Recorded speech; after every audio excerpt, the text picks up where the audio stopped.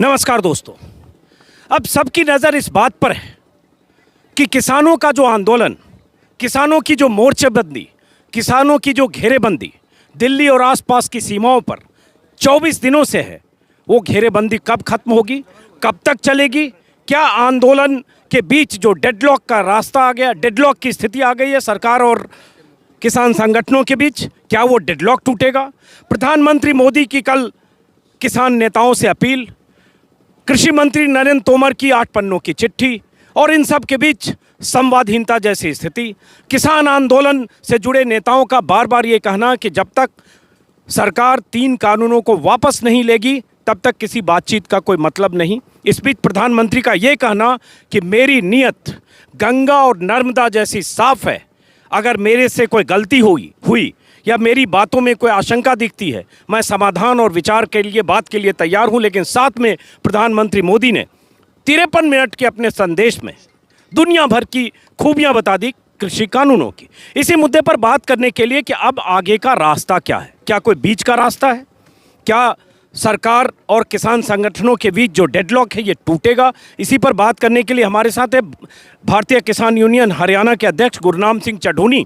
और जहां मैं हूं, बहुत से ऐसे कार्यकर्ताओं को पिछले 15 दिनों के भीतर देखा है जो हरनाम सिंह जी का नाम अपने बिल्ले में लगाकर, भारतीय किसान यूनियन का ये बिल्ला चढ़ूनी का नाम लगाकर यहाँ इस इलाके में है, और उसमें हरियाणा के लोगों की बहुतायत है। और वो ख़ास बात है क्योंकि सवाल कई बार ये उठता है, हरियाणा उस तरह साथ है कि नहीं, क्या सिर्फ पंजाब का है, क्या सिर्फ सरदारों का है? तो इसलिए हमारे साथ हैं चढ़ूनी साहब। सबसे पहला सवाल तो यही है कि प्रधानमंत्री ने जो अपील की, आपने भी सुना होगा, और उसके पहले कृषि मंत्री की चिट्ठी, अब आगे का रास्ता क्या दिख रहा है? इस बीच सुप्रीम कोर्ट का भी दखल हो गया कि क्या रोका जा सकता है, कानून को होल्ड पे किया जा सकता है, कमेटी बनाई जा सकती है। अब रास्ता क्या दिख रहा है चढ़ूनी साहब? चूँकि आप हर बातचीत में रहे, ये भी बता दूं कि सरकार के साथ जो मंत्रियों के साथ जो बातचीत हुई, अमित शाह के साथ बातचीत हुई, हर बातचीत का हिस्सा भी रहे। चढ़ूनी साहब देखिए, बीजेपी ने जो ये कानून बनाए हैं ये कारपोरेट के फ़ायदे के लिए बनाए हैं, लेकिन किसान का फ़ायदा बताया है, जैसा मोदी की आदत है। और हमारा सवाल ये है कि आपके ये कानून हमें नहीं चाहिए, हमें ज़बरदस्ती का फ़ायदा आप क्यों करवा रहे हो? इनमें एक भी क्लॉज ऐसा नहीं है जिससे किसान का फ़ायदा हो, बल्कि पूरा जो एग्रो बिजनेस है वो कारपोरेट को जाएगा। और जो खरबों का बिजनेस है और कारपोरेट के हाथ में जाने से, क्योंकि जब खाद्यान्न कारपोरेट के हाथ में आ जाए, वो देश की जो अन्न, जो भूख है उसका फ़ायदा उठाएंगे। और आज पोजीशन ये होगी कि करोड़ों लोग भूखमरी से मरेंगे। उदाहरण मैं आपके सामने दे दूं, 4 साल पहले दाढ़ में इन्होंने स्टॉक सीमा हटाई, महाराष्ट्र की सरकार ने चुपके से एक चिट्ठी लिखी और उसका केवल 7-8 व्यापारी थे उनको ही पता चला। पूरे देश की दाल खरीदी, स्टॉक की, 50 रुपये में खरीदी, 200 रुपये में बेची। सवाल इस चीज़ का है कि हमारी तो उसके पिछले साल भी 250 रुपये में बिकी थी, उस साल भी 50 रुपये में बिकी, लेकिन 200 रुपये में किसने लेके खाई? देश के हर नागरिक ने। देश के हर नागरिक की जेब से पैसा निकला और अडानी जैसे लोगों की जेब में गया। अब वही चीज़ होगी, इन कानूनों से देश के हर नागरिक की जेब पे डाका पड़ेगा। आपके सामने प्याज 8 रुपये में खरीदा, 80 रुपये किलो में बेचा। बीच का मुनाफा किसका गया? ना तो उपभोक्ता का और ना उत्पादक का। आलू 8 रुपये में खरीद के 40 रुपये में बेचा। बीच का मुनाफा किसका गया? व्यापारी का, ना उसके किसान को बचा, ना उससे उपभोक्ता को बचा। अब ये पोजीशन सरकार खड़ा करना चाह रही है, यानी देश का जो एग्रो बिजनेस है वो कारपोरेट को देना चाह रही है। लेकिन चढ़ूनी साहब, बीच में रोक रहा हूं मैं कि ये जो आप कह रहे हैं, जो फासला फसल की कीमत और मुनाफे का और बेचने का और ख़रीदने का, ये तो दशकों से है। हम इस कानून तो अभी अध्यादेश आया या अभी कानून आया 20 सितंबर को, लेकिन उसके पहले से ये हमेशा है कि फसल या प्याज ट्रक से नासिक में सड़क पर फेंक दिया जाता है क्योंकि ख़रीदार नहीं होता, या 80 रुपये और 20 रुपये का फ़र्क होता है। अंतर है। पहले सारी खाने वाले चीज़ों के पर एक स्टॉक सीमा है कि देश का एक ही व्यापारी थोड़ा ही सारे देश के माल को खरीद लेगा। ब्लैकमेलिंग को रोकने के लिए 1955 में एक कानून बनाया था कि ब्लैकमेलिंग ना हो, खाने का सामान चंद लोग ना काबू कर लें, उस पर उसकी एक स्टॉक सीमा है कि भाई इससे ज़्यादा नहीं रख सकते। एसेंशियल कमोडिटीज एक्ट में जो इस बार खुली छूट भंडारण की थी उसकी बात कर रहे हैं आप। उसकी बात कर रहे हैं। अब वो तोड़ दी गई। अब मान लिया सारे देश की गेहूं अगर अडानी खरीद ले और फिर देश में गेहूं की कमी पैदा हो जाए या पैदा कर दी जाए, तो फिर देश कहाँ से खाएगा? अच्छा सर, जैसे 2008 में गेहूं की कमी आई, 2200 रुपये तक में विदेशों से गेहूं नहीं मिली। अगर गेहूं सारी अडानी के कब्जे में, और उस वक्त भी कुछ गेहूं इनके कब्जे में थी क्योंकि हरियाणा पंजाब से सरकार खरीदती है, बाकी तो इन्होंने खरीदी थी, उस वक्त भी इन्होंने ये बताने से इनकार कर दिया था कि इनके स्टॉक में कितनी गेहूं है। और आगे के लिए अगर इनको छूट दे दी तो उसमें होगा क्या देश का? पूरा देश जो है, आज जो देश भुखमरी वाले 107 देशों में 94वें स्थान पे है, उस देश की गरीब जनता का आखिर क्या होगा? आंदोलन बेशक किसानों ने शुरू किया है, लेकिन इस पॉइंट पे तो पूरा देश लूटेगा। लेकिन ये बताइए चटूनी साहब, जैसे कल प्रधानमंत्री ने कहा, बार बार वो भाषण दे रहे हैं, 8 पन्ने की चिट्ठी भी लिखी कृषि मंत्री ने, तो वो बार बार कह रहे हैं कि भाई इसमें किसानों को गुमराह किया जा रहा है, जबकि ऐसी कोई बात नहीं है। आपकी कुछ आशंकाएं हैं, उसको दूर करने को तैयार हैं। कृषि मंत्री ने कहा कि क्लॉज बाय क्लॉज आप बताएं कि यहाँ समस्या है, हम उसका समाधान करेंगे। यही प्रधानमंत्री कह रहे हैं कि आपकी आशंका अगर है तो मैं हाथ जोड़कर कहता हूं कि मैं विनम्रता के साथ बात करने को हम तैयार हैं। हमारी प्राथमिकता है कि हम आपकी आशंकाओं को, भ्रम को दूर करें। तो आप लोग जिद पर अड़े हैं, ऐसा सरकार का कहना है। बिल्कुल ठीक आपने सवाल किया, लेकिन आप एक देखिए कि कोरोना काल में जब लोग बिल्कुल घरों में दुबके हुए थे, उस वक्त अध्यादेश ला दिए गए। हमारे देश में अध्यादेश तब लाया जाता है जब देश का नुकसान होने वाला हो, कानून बनाने में टाइम लगे, अध्यादेश की ज़रूरत है, वरना 2 महीने में देश का नुकसान हो जाएगा, कानून बनाते 2 महीने लगेंगे। अब ये इनमें कोई एक्ट ऐसा नहीं है जिससे देश बर्बाद हो जाता अगर कोरोना काल में लागू ना करते। कोरोना काल में केवल इसलिए लागू किया गया कि अब लोग आंदोलन नहीं कर पाएंगे। उसके बावजूद भी आंदोलन हुआ और उसके बावजूद जल्दबाजी में कानून बना दिया गया। अब आप देखिए, अध्यादेश लागू होने से और कानून बनाने के बीच जब आंदोलन हुआ तो कानून बनाने से पहले हमारे से डिस्कस करना चाहिए था, सभी पार्टियों की राय लेनी चाहिए थी। इन्होंने किसी की राय नहीं ली। आंदोलन होने के बावजूद ज़बरदस्ती उसको तुरंत कानून में बदल दिया गया। अब ये अमेंडमेंट की बात करते हैं, वो टाइम था अमेंडमेंट का। जब आंदोलन पहले पड़ाव में था तब इनके बात के लिए बुलाते, तब वो था अमेंडमेंट का। अब इन्होंने सारा कुछ कर दिया। अब लास्ट स्टेज पे आंदोलन आ गया, उस आखिरी स्टेज पे आंदोलन जब आ गया तब ये अमेंडमेंट की बात करते हैं। लेकिन कर तो रहे हैं अमेंडमेंट की बात। दूसरी चीज़ जो बड़ा गंभीर मैटर है, ये हमें उलझा कहाँ रहे हैं। आपने कल का मोदी जी का बयान सुना, उन्होंने कहा हम नर्मदा की तरह पवित्र हैं, हम गंगा की तरह पवित्र हैं, पवित्र मन से बात कर रहे हैं। हम एमएसपी नहीं एमएसपी ऐसे ही एमएसपी रखेंगे, एमएसपी रखेंगे, जारी है, जारी रहेगी, जारी रहेगी, लेकिन मन में काला है। ये वैसी बात है जैसी गंगा तो पवित्र है, लेकिन गंगा के अंदर एक गंदा नाला गिर रहा है, वो गंदा नाला पवित्र नहीं है। इसलिए मोदी की बात गंदे नाले जैसी है। गंगा पवित्र है, लेकिन वो गंदा नाला जो है वो उस पवित्र गंगा को भी अपवित्र कर रहा है। हमने अमित शाह जी से सवाल किया था कि आप कह रहे हैं हम एमएसपी रखेंगे, एमएसपी रहेगा। आपने सारे देश का बेवकूफ़ बना के रख दिया, आपने सारा देश कन्फ्यूज़ कर दिया। आप बताइए मेरे को, साफ शब्दों में ये बताइए कि आप 23 फसलें एमएसपी पर घोषित करते हैं, 23 फसलों का, क्या आप 23 फसलें जितनी देश में पैदा होती है सारी खरीदने के लिए तैयार हो? एमएसपी क्लियर जवाब था अमित शाह जी का, नहीं खरीद सकते, बिल्कुल नहीं खरीद सकते। हम तो जितना पहला खरीद रहे हैं उतना ही खरीद देंगे।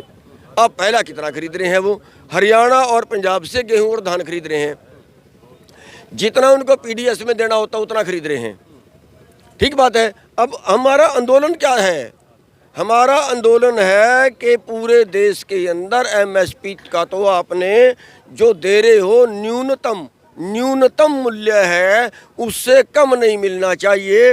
अगर उससे कम मिलता है तो हम जिंदा नहीं रहेंगे। अच्छा, एक बात बताइए चढ़ूनी साहब, अमित शाह के साथ मीटिंग में आप भी थे?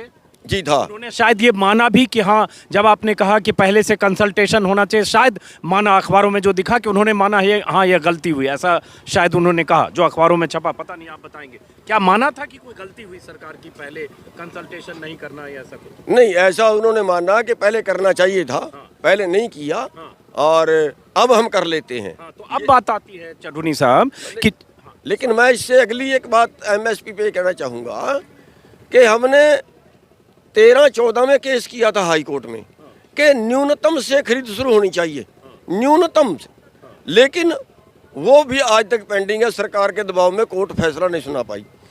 अब हमारा आंदोलन ही इस बात का था कि कम से कम एमएसपी तो हमें मिले। इन कानूनों से क्या खतरा है कि एमएसपी नहीं बचेगा। वास्तविकता क्या है कि लेकिन वो तो कह रहे हैं ना कि एमएसपी जैसे चल रहा है चलेगा। यही पॉइंट है, बस यही पॉइंट है। एमएसपी से अभी 6% फसल पूरे देश की खरीदी जाती है। 6%? क्या देश में 6% किसानों को ही उसका लाभ मिलना चाहिए? 100% को नहीं मिलना चाहिए, 100% मर जाए। अच्छा, ये बताइए, थोड़ा प्रैक्टिकल बात हम कर रहे हैं आपसे कि जैसे आपने कहा कि अमित शाह से कहा कि सारी फसल एमएसपी पर सरकार खरीदेगी, तो जो आंकड़े हैं 15 से 17 लाख करोड़ चाहिए अगर सारी फसल खरीद ले। बिल्कुल। तो ये पैसे कहाँ से 17 लाख करोड़ की फसल खरीदेगी सरकार कैसे? बिल्कुल झूठा आंकड़ा दे रहे। यही आंकड़ा अमित शाह ने दिया था, यही देश को कंफ्यूज कर रहे हैं। 17 लाख करोड़ तो खरीदने के लिए चाहिए, जो बिकेगा वो कहाँ से आएगा? वो माल बिकेगा भी तो उसको समुद्र में तो नहीं फेंकेंगे। अगर 17 लाख करोड़ का खरीदेंगे तो 15 लाख करोड़ का तो बेचेंगे उसको, इतनी बात होगी। 2 लाख करोड़ नुकसान हो जाएगा। क्या 2 लाख करोड़ इस देश के किसानों के लिए ज़्यादा है कि पिछले साल 5 लाख करोड़ देश के खजाने से निकाल के 70,000 करोड़ मूर्ति को दिया मंदी के नाम पे, 70,000 करोड़ देश के बिल्डरों को दिया मंदी के नाम पे, उनके लिए सारा कुछ है। 15 लाख करोड़ आज देश का एनपीए हो गया, वो सारा कारपोरेट का है। कारपोरेट के लिए तो देश में सारा कुछ है, जब किसानों के लिए देना पड़ जाए तो उनके सांस निकल जाते हैं। ये बताइए, थोड़ा कॉम्प्लिकेटेड नहीं है कि सरकार 15 लाख करोड़ की फसल खरीदे, किसानों की उपज खरीदे, फिर ऐसे हजारों गोदाम फिर बनेंगे और उसके बाद सरकार भंडारण करे, तो फिर तो सरकार मतलब क्या बोल रहे हैं, अनाज बेचने वाली सरकार हो जाएगी जो अनाज खरीदे बेचे। बिल्कुल आपने सही कहा। इसका जवाब मैंने दिया उनको। इसका मैंने ये जवाब दिया, प्राइवेट खरीदे। आपके पास गोदाम नहीं है, पहली बात तो ये शर्म की बात है कि 70 साल मेरे के पास गोदाम ही नहीं बने। ये बने बनाए गोदाम ठेके पे दे रहे हैं अडानी को, आपको अगली पॉलिसी बता दूं। और दूसरी बात, हम ये कह रहे हैं कि प्राइवेट खरीदे, आप भावांतर दे दीजिए। अगर वो हमारी कोई फसल प्राइवेट 200 रुपये कम पे खरीदता है, क्या वास्तविकता क्या है? ये WTO में चले गए। WTO में जाने से उसमें पहली शर्त है कि किसी भी देश की सरकार अपने देश के किसानों को वर्ल्ड मार्केट से ज़्यादा भाव नहीं दे सकती। अब वर्ल्ड मार्केट से ज़्यादा भाव देने में, मान लिया आज हम बाज़ार में गेहूं बेचते हैं, आज 1600 रुपये रेट है और MSP तो हमारा 1925 है। अब वो जो बीच का अंतर है, ठीक है, वो प्राइवेट खरीदे, लेकिन जो बीच का अंतर है वो सरकार हमें दे दे। वो 14 लाख करोड़ 17 लाख करोड़ नहीं बनेगा, वो तो 2 लाख करोड़ ही बनेगा, 3 लाख करोड़ बन जाएगा। और अब मेरा इससे एक अगला सवाल कि इसका मतलब ये है कि हमारी जेब में 17 लाख करोड़ आना चाहिए, लेकिन हमें 17 लाख करोड़ नहीं मिल रहा, हमें 14 लाख करोड़ मिल रहा है, तो 3 लाख करोड़ का नुकसान हुआ ना हमारा। तो फिर MSP का बाढ़ में गया ना, का किसने दिया फिर हमें MSP? फिर क्यों बिहार में जाएंगे चढ़ूनी साहब तो 1888-68 जो भी है, 1000 रुपये भी नहीं मिलता है किसान को, है ना? पंजाब हरियाणा में तो मिलता है, बिहार में तो बिल्कुल नहीं मिलता है ना? मंडियां खत्म है, आपको पता है कि APMC खत्म है वहाँ 2006 से। बस वही लड़ाई है हमारी, वही लड़ाई है। ये देश को अंधेरे में रख रहे हैं। हम ये कह रहे हैं किसान की लड़ाई तो है ही, ये देश के हर नागरिक की लड़ाई है। जैसे मैंने दाल में बताया, 150 रुपये 200 रुपये किलो में दाल खरीदी, किसानों ने नहीं, देश के हर नागरिक ने खरीदी। 80 रुपये में प्याज खरीदा, देश के हर नागरिक ने खरीदा। एक बात मेरे को और बताइए कि 8 रुपये में प्याज खरीद के क्या उसका अधिकतम रेट नहीं चाहिए? उसका अधिकतम रेट कितना मुनाफा कमाएगा? अरे 8 रुपये में खरीद के 80 रुपये बेचेगा। 8 रुपये में इनको क्या, इन्होंने कोई सीमा बनाई कि 8 रुपये में खरीद के 16 से ज़्यादा नहीं बेच सकता? 2 गुने से ज़्यादा कीमत नहीं होनी चाहिए, 1.5 गुने से ज़्यादा कीमत नहीं होनी चाहिए। क्या कोई आज तक देश में कानून बना?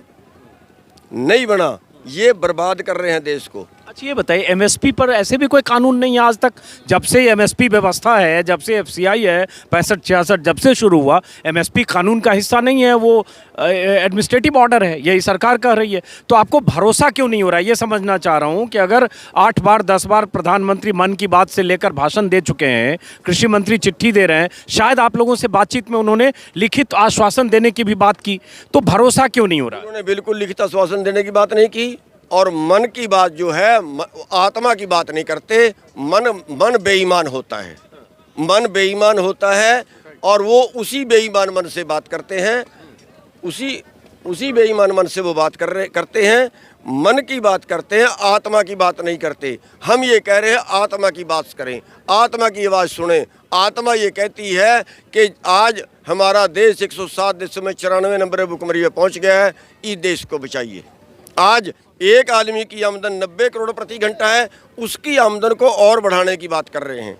दूसरे आदमी की आमदन 9 रुपये प्रति घंटा नहीं है, उसकी जेब से पैसा निकालने की बात कर रहे हैं। ये वो कानून है। तो अब ये बताइए, डेडलॉक कैसे खत्म होगा चड्डूनी साहब? चूंकि आप लोग की अहमियत है, आप लोग किसान नेता हैं, दिल्ली के आसपास घेरेबंदी मोर्चेबंदी के 24 दिन हो गए, सरकार का जो रवैया अब लग रहा है कि जितना संशोधन के लिए सुझाव के लिए तैयार थी, उसके बाद वो तैयार नहीं दिख रही है, तो ये खत्म कैसे होगा? बल्कि प्रधानमंत्री ने कहा स्वामीनाथन कमेटी की रिपोर्ट ठंडे बस्ते में पड़ी थी, हमने निकाल के लागू किया। बिल्कुल यही तो मैं कह रहा हूँ ना, मन जो है वो बेईमान होता है। उन्होंने उस बेईमान मन से बात की कि स्वामीनाथन रिपोर्ट की लागू कर दी। स्वामीनाथन का फार्मूला देखिए, स्वामीनाथन का फार्मूला है C2 + 50%, इन्होंने किया A2 + 50%, उसमें भारी अंतर है रेट का। C2 इन्होंने नहीं दिया है, और फिर ये उसी मैले मन से, उसी बेईमान मन से बात करते हैं। तो अब ये बताइए कि आप जिस ढंग से जो बात जहाँ पे अटकी है, अब बात किसान नेता वर्सेस सरकार, तो अब ये लग रहा है बीच में बात अटक गई है दोनों तरफ से। जैसे होता है ना कि पंचों की बात सिर माथे खूंटा यहीं गड़ेगा, सरकार भी वैसे ही कर रही है, किसान नेता भी अब वहीं पर हैं। तो किसान नेता वहाँ पर नहीं है, बिल्कुल नहीं है, बिल्कुल नहीं है। हम आपके माध्यम से कह रहे हैं कि प्रधानमंत्री ये बयान दें, जो प्रधानमंत्री कह रहे हैं कि हम एमएसपी देंगे, एमएसपी देंगे। हम ये कह रहे हैं कि एमएसपी की गारंटी का कानून बनाएं, क्या वो तैयार है बनाने के लिए? अगर वो एमएसपी की गारंटी का कानून बनाते हैं कि हाँ 23 की 23 फसलें 100% हम खरीदेंगे, इससे कम किसान को नहीं मिलेगा। जानते हैं चड्डूनी साहब की ये सरकार नहीं करेगी ये, तो गारंटी देकर और 15 लाख करोड़ का फसल पूरे देश की खरीदेगी, आप जानते हैं नहीं खरीदेगी, क्योंकि अभी खरीदेगी क्यों? एमएसपी का मतलब क्या है? एमएसपी का अर्थ क्या है? न्यूनतम, कम से कम। अरे हमसे कम से कम भी नहीं मिलेगा, ये कौन सा देश है? हमें कम से कम, फिर वो बोलते क्यों है? फिर वो बोल दे कि हम एमएसपी नहीं देंगे, हम एमएसपी नहीं दे सकते, बोल रहे हैं। ये ना करें ना, अभी देंगे नहीं लेकिन बोल लेंगे जरूर। तो आप तो ये चाहते हैं ना कि चाहे प्राइवेट प्लेयर खरीदे, चाहे कॉर्पोरेट खरीदे, चाहे अडानी खरीदे, चाहे कोई खरीदे, वो एमएसपी से नीचे ना खरीदे, सिर्फ सरकार खरीदे, जरूरी तो है नहीं। हम ये कह रहे हैं प्राइवेट भी खरीदे तो एमएसपी से ऊपर खरीदे, लेकिन प्राइवेट मार्केट के भाव पे खरीदेगा। अगर मार्केट का भाव एमएसपी से ज़्यादा आ जाता है तो प्राइवेट खरीदेगा, अगर एमएसपी से कम आ जाता है तो प्राइवेट कैसे खरीदेगा? फिर प्राइवेट नहीं खरीदेगा। और एक बात आप और मान के चलिए, सरकार की गले की घंटी भी है, यही गले की घंटी भी है, आप बांध रहे हैं। और घंटी सरकार ने बंधवाई है। क्यों? सरकार जो WTO में चली गई, उसमें वर्ल्ड मार्केट का रेट हमारे से नीचे रहता है, हमारे एमएसपी से नीचे रहता है। क्यों नीचे रहता है? क्योंकि वहाँ ज़मीन ज़्यादा है और आबादी कम है, वहाँ ज़्यादा उत्पादन उनका किसी काम का नहीं है, वो हिंदुस्तान में सस्ते दाम पर आता है। मक्का बाहर से आया, 5 लाख टन मक्का जून में है, और यहाँ का मक्का जो पिछले साल 2000 में बिका था, इस साल वो 1100 रुपये में बिका, बिहार में 800 रुपये में बिका। वो चीज़ जो है वर्ल्ड मार्केट के रेटों से मुकाबला करना है, और हमारी देश की पोजीशन वर्ल्ड मार्केट से मुकाबला करने की नहीं है। अच्छा ये बताइए, अब आखिरी ख़त्म कर रहे हैं कि जो ये प्रधानमंत्री कहते हैं या सरकार मान रही है कि ज़्यादातर किसान, लाखों किसान सरकार के साथ हैं, जिसमें बहुत सारे किसान नेता नरेंद्र तोमर से मुलाकात करके तस्वीरें बाहर छप रही हैं, और कुछ किसान जिसमें पंजाब के ज़्यादातर और कुछ हरियाणा के ये किसान सिर्फ आंदोलन कर रहे हैं। इनके पीछे क्या क्या है, चीन, पाकिस्तान, बिचौलिए और मंडी और खालिस्तान और सब इनके पीछे हैं। और इसलिए बल्कि आपने शायद देखा होगा जो चिट्ठी है नरेंद्र तोमर की, उसमें यहाँ भी लिखा हुआ कि 62 की लड़ाई में जो देश के साथ नहीं थे, जो विचारधारा तब की थी, वही विचारधारा वाले लोग किसानों को उकसा रहे हैं। देखिए, जहाँ तक विचारधारा का सवाल है, मेरे को नहीं पता वो किसके बोल रहे हैं, लेकिन आरएसएस की विचारधारा तो देश को आज़ाद कराने की भी नहीं थी। देश को आज़ाद कराने में कौन सा सहयोग किया आरएसएस ने, कितने शहीद उनके बता दें। एक बात। दूसरी बात, अब जो है, अब ये किसान आंदोलन को तोड़ने के लिए कभी उसके पीछे चीन, कभी उसके पीछे पाकिस्तान, कभी उसके पीछे खालिस्तान, कभी उसके पीछे कांग्रेस, ये बोलते जा रहे हैं। लेकिन आज आप देखें, मजदूर से लेकर और व्यापारी तक का इस आंदोलन में सहयोग मिल रहा है। और ये इतना बड़ा आंदोलन हमारे किए से नहीं हुआ, ये परमात्मा का संदेश है। ये परमात्मा के संदेश को नहीं समझ पा रहे हैं। ये मतलब इतना बड़ा आंदोलन, कोई मूर्ख नहीं है किसान। इन्होंने हरियाणा में प्रेस कॉन्फ्रेंस करके समझाना चाहा, इन्होंने हरियाणा में किसान सेमिनार करके समझाना चाहा, इन्होंने हरियाणा में ट्रैक्टर यात्रा निकाल के समझाना चाहा, लेकिन मुंह की खाई। अब एक पापी मन से एक और कर रहे हैं। आज जो है ये SYL का मुद्दा उठाया हुआ है, आज उस पर ड्रामे कर रहे हैं। मैं ये कहता हूँ कि जब वाजपेयी की सरकार थी केंद्र में और हरियाणा में चौटाला बीजेपी की सरकार थी, पंजाब में बीजेपी और बादल की सरकार थी, तब ये जिंदे मर के थे गए। उसके बाद 2014 में केंद्र में बीजेपी की सरकार थी और हरियाणा में बीजेपी की सरकार थी, और 2017 तक पंजाब में बीजेपी और बादल की सरकार रही, तब ये बीजेपी पे एक सांस नहीं निकाला इन्होंने। अब आंदोलन हुआ है तो हरियाणा और पंजाब में फूट डालते हैं, कभी पाकिस्तानी बताते हैं, कभी चाइना के बताते हैं, कभी कांग्रेस के बताते हैं। ये षड्यंत्र सारे, लेकिन हमारे से तो मुकाबला कर सकते हैं, हमारे में तो कोई बात ही नहीं है। हम तो हैं ही कौन सरकार के आगे, किस खेत की मुड़ी हैं। लेकिन ये तो परमात्मा से मुकाबला करने पकड़ गए। ये बताइए, एक चीज़ और कहा प्रधानमंत्री ने कि बड़े बड़े देशों के किसानों को आधुनिक सुविधा उपलब्ध है, सुविधा भारत के किसानों को भी क्यों न वो सुविधा मिले। जो काम 25-30 साल पहले होने चाहिए अब हो रहे हैं, और किसान पिछड़ेपन में अब नहीं रह सकता। आप लोग उसी चीज़ पर फंसे रहना चाहते हैं, धान और गेहूं खाली उपजे, MSP पर सरकार खरीदे, और जो आधुनिक उपकरण हैं, किसान कैश क्रॉप उपजाए और दुनिया से कंपटीशन करे, उसके लिए सरकार ये रिफॉर्म कर रही है। आप लोग रिफॉर्म विरोधी हैं। बिल्कुल ठीक कह रहे हैं। ये कैसे होगा, वो ठंडे दिमाग से सोचिए। अमेरिका में एक किसान 20,000 एकड़ का मालिक है, हरियाणा में एक किसान 2 एकड़ का मालिक है। WTO में तो चले गए, अब उसका मुकाबला कैसे करेंगे? उसका मुकाबला करने के लिए इन्होंने अगली थ्योरी निकाली है कि अगली खेती कारपोरेट करेगा, अगली खेती कारपोरेट करेगा। और कारपोरेट यहाँ पे हज़ारों एकड़ के प्लाट उसके लिए बनाएंगे ये लोग, और वो फुहारे से खेती करेगा, वो ड्रिप से खेती करेगा, वो मशीन से खेती करेगा। उदाहरण है आपके सामने। हरियाणा, अगर हमारे देश में कोई कपास बीजे तो एक एक फोहा चुगना पड़ेगा। अगर अमेरिका में कोई किसान बीजे, 5 किलोमीटर तक उसकी ज़मीन है, 5 किलोमीटर तक कपास है, मशीन आएगी सारी को चुग देगी, दूसरी मशीन आएगी जो वो उसको बंडल बना के उठा के ले जाएगी। तो क्या हरियाणा का किसान जो हाथ से एक एक फोहा चुगता है वो उसका मुकाबला कर पाएगा? अब यहाँ भी वो कहते हैं कि यहाँ भी हम 10,000 एकड़ का प्लाट बनाओ और 5 किलोमीटर तक एक ही आदमी की ज़मीन हो, एक ही कंपनी की ज़मीन हो, और वो सारी मशीन से खेती करे, तब जाके अमेरिका के किसान का मुकाबला करेगा। वो जो यहाँ पैदा करना चाहते हैं, यानी अगली जो चोट है वो खेती किसान नहीं करेगा, खेती भी कारपोरेट करेगा। अब की कानूनों से एग्रो बिजनेस कारपोरेट को जाएगा और उसके अगली प्लानिंग एग्रीकल्चर कारपोरेट को जाएगा। वो कह रहे हैं आप यही सब कह के किसानों को डरा रहे हैं, बरगला रहे हैं, किसानों के कंधे पर बंदूक रखकर चला रहे हैं, या आपके कंधे पर कोई बंदूक रखकर चला रहा है, जमीन छिन जाएगी और कॉर्पोरेट आएगा, ये सब आप डरा रहे हैं किसानों को। दरअसल जो कॉन्ट्रैक्ट फार्मिंग है, ये जो कानून है, उसमें ज़मीन किसान की ही रहेगी। अगर उस पर कोई कंस्ट्रक्शन करता है तो भी वो उसकी मालकियत नहीं रहेगी। तो ऐसी बहुत सारी चीज़ें सफाई दी जा रही है। उदाहरण,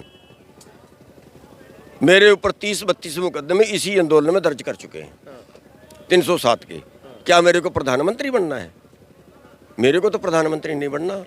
मैं किसानों को क्यों बहकाऊंगा, क्यों अपने ऊपर मुकदमे दर्ज करवाऊंगा, क्यों इनके लटकाऊंगा, क्यों इनके पानी के फुहारे झेलूंगा? मेरे को क्या ज़रूरत है, क्या लालच है? ये लोगों को गुमराह करते हैं अपना राज चलाने के लिए। लेकिन हम ये कह रहे हैं कि ये तुम्हारे जितने षड्यंत्र हैं ना, हम तो कुछ चीज़ ही नहीं है इनके आगे। लेकिन ये तो खुदा से टक्कर ले रहे हैं। जनता की आवाज़ जब सारा देश बोल रहा है, उस जन की आवाज़ नहीं सुन रहे। ये खुदा और खुदी के बैर जैसा है। और ये राजहट है जो ये उल्टा लोगों को समझाना चाहिए। जो हम समझा रहे हैं वो लोगों के दिमाग में बैठ रही है ना। आप ये समझाइए, कौन अनपढ़ से अनपढ़ किसान होगा जिसकी समझ में ये नहीं आएगी कि बिहार जैसा कानून बनेगा। ये कह रहे बिहार मॉडल लागू करो, कह तो रहे हैं भाई। बिहार में अगर 1000 रुपये दान बिकेगी तो ये कहते हैं मुनाफा है। अगर हरियाणा में 1888 में बिकेगी तो घाटा है। ये किसकी समझ में आएगी? ये क्यों इतना बेवकूफ़ क्यों समझते हैं? एक तो लूट रहे हैं, दूसरा बेवकूफ़ समझते हैं। दो गलतियां कर रहे हैं। जैसे मैं चडूनी साहब ये बताइए कि अब इतनी बातें हो गई, डेडलॉक है, अब बातचीत का सिलसिला फिर से दोबारा कैसे शुरू होगा, कब होगा? क्या कोई प्रपोजल है आप लोगों के पास? कोई बातचीत हो रही है, क्या है? देखिए, सरकार ने हमें 7 बार बात के लिए बुलाया। 2 बार पहले पंजाब वालों को बुलाया, 5 बार की बातचीत में मैं भी गया। ठीक बात है, हमने एक बार भी जाने से इनकार नहीं किया। हम अब भी जाने से इनकार नहीं करते। सरकार ने कब बुलाया हम बात के लिए? बातचीत सरकार ने बंद की, हमने कहाँ बंद की? नहीं, आप यस नो लिखकर बैठ जाते, मुंह फेर कर। सरकार का कहना है बात तो करें, सिर्फ यस और नो में बात कैसे होती है? वो जो है वो अपनी बात पे अड़ गए कि हमने एक लकीर खींच दी, इससे अगली हम आपकी नहीं सुनेंगे।